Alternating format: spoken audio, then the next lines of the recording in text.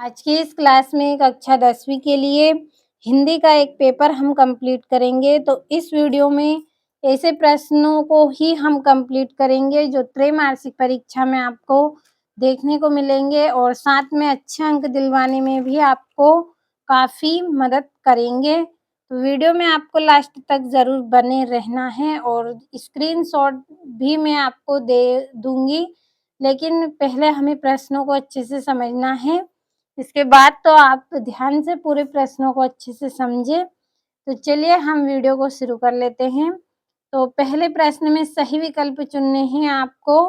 तो प्रयोगवाद के जनक माने जाते हैं, तो कौन माने जाते हैं? अज्ञे। दूसरा है एकांकी में कितने अंक होते हैं? तो 1 अंक होता है एकांकी में। और आत्मकथ्य के कवि हैं तो जयशंकर प्रसाद हैं। तीसरा है दूध का दूध और पानी का क्या अर्थ है? तो क्या अर्थ है इसका? सही न्याय करना।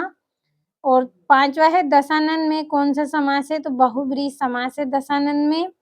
छठा है नेताजी का चश्मा पाठ की विधा है, तो कहानी पाठ की विधा है। तो ये आपके 6 सही विकल्प हैं। स्क्रीनशॉट आप ले और अच्छे से कंप्लीट करें। और ये आपका यहाँ पे दूसरा प्रश्न है जिसमें रिक्त स्थानों को भरना है आपको। तो परशुराम ने डेडेस की भुजाएं काटी थी, तो किसकी काटी थी उन्होंने? सहस्त्र बाहु की।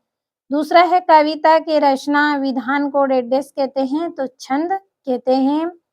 तीसरा है प्रबंध काव्य के डेडेस भेद होते हैं, तो 2 भेद होते हैं प्रबंध काव्य के। चौथा है बाल गोविंद भगत पाठ की विधा डेडेस है, तो क्या है? रेखा चित्र।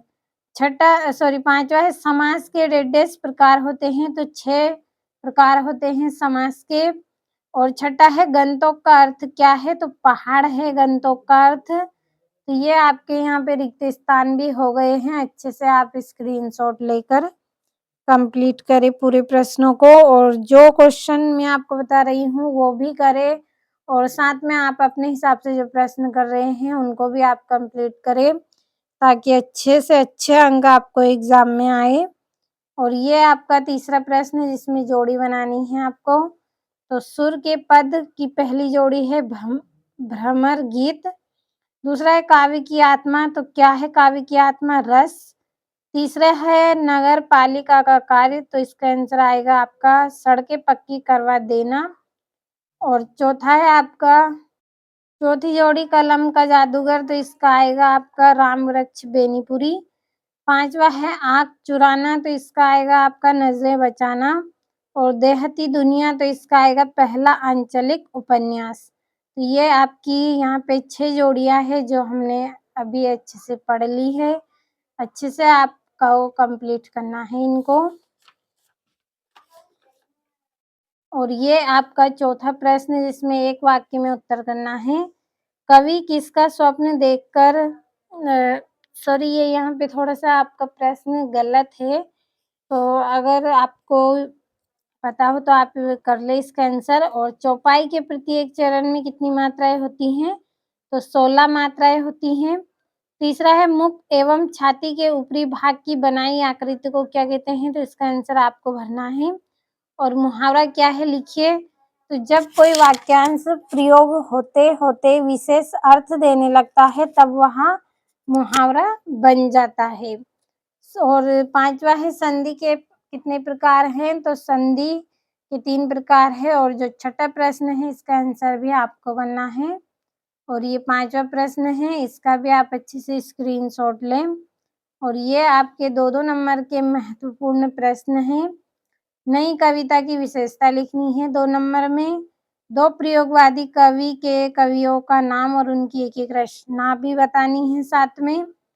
7वां है सूरदास जी की 2 काव्यगत विशेषता लिखिए। तुलसीदास का साहित्य में स्थान करना है। और 8वां है गोपियों द्वारा उद्धव को भाग्यवान कहने में क्या व्यंग निहित है।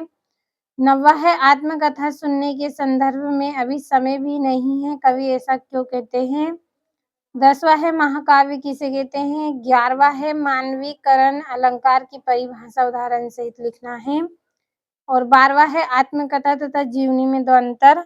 और राम वृक्ष बेनीपुरी की भाषा शैली आपको लिखनी है 13वें प्रश्न में।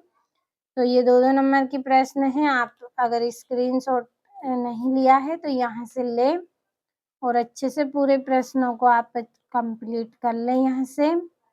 अब चलिए बढ़ते हैं 14वें प्रश्न की ओर। तो ये 14वां प्रश्न आपका, सेनानी ना होते हुए भी चश्मे वाले को लोग कैप्टन क्यों कहते हैं? और भगत के व्यक्तित्व और उनकी वेशभूषा का अपने शब्दों में चित्र प्रस्तुत करना है। 16वें प्रश्न में अनेकार्थी शब्द किन्हें कहते हैं? और माता का आंचल शीर्षक की उपयुक्तता बताते हुए कोई अन्य शीर्षक बताना है। और ये 3 नंबर का प्रश्न, मेरे विद्यालय के लिए अनुच्छेद करना है। और 19वें प्रश्न में संदर्भ प्रसंग व्याख्या करनी है आपको। और ये यहाँ से इसका अथवा है। और ये 20वां 3 नंबर का प्रश्न है जिसमें भी आपको संदर्भ प्रसंग व्याख्या करनी है, तो स्क्रीनशॉट लें अच्छे से। अब चलिए 21वें प्रश्न को पढ़ते हैं। तो ये आपका 21वां प्रश्न है 4 नंबर का, जिसमें आपको एक गद्यांश दिया है। इस गद्यांश को ध्यान से पढ़ना है, इसी में ही आपके प्रश्नों के आंसर हैं, तो कंप्लीट करें। और ये यहाँ से आपका 22वां प्रश्न है जिसमें टीसी के लिए आपको आवेदन पत्र करना है। और ये 23वें प्रश्न में आपको लास्ट में निबंध करना है। तो पूरे प्रश्नों का अच्छे से स्क्रीनशॉट लिया होगा, कंप्लीट कर लें।